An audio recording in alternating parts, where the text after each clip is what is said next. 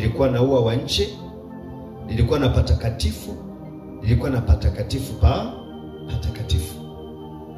Ni sawa? Ua wa nje, patakatifu, patakatifu pa patakatifu. Amen.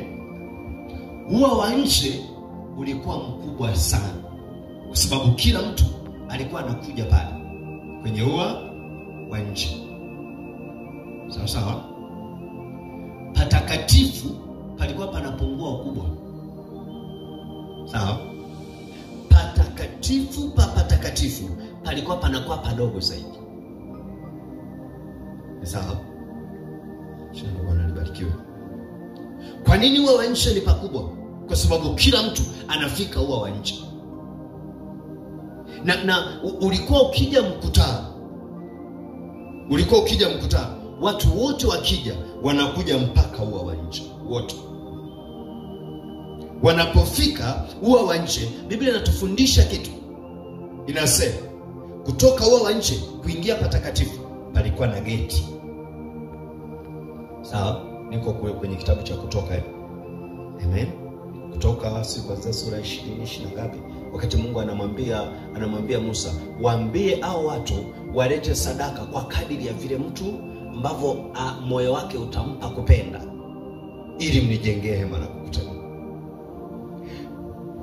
Patakatifu alikuwa anakuwepo wasaidizi wa kuhani. Sawa?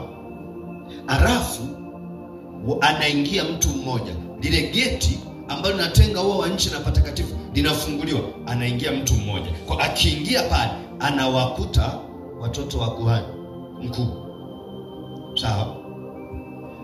Patakatifu pa patakatifu alikuwa anaingia kuhani mkuu mara moja tu kwa mwaka. Bwana asifiwe.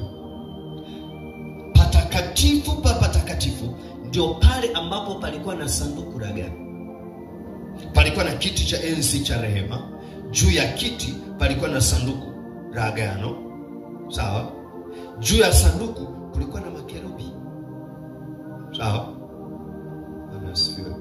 Kwa maana ya kwamba akienda patakatifu pa patakatifu anaenda kukutana na Mungu, kwa sababu sanduku la agano ilikuwa alama ya Mungu. Sawa? Yaani ndani lilikuwa tu ni sanduku, ndani palikuwa na Torati, palikuwa na mana mle ndani. Alafu juu pakawa na makerubi mawili. Sawa? Jina la Bwana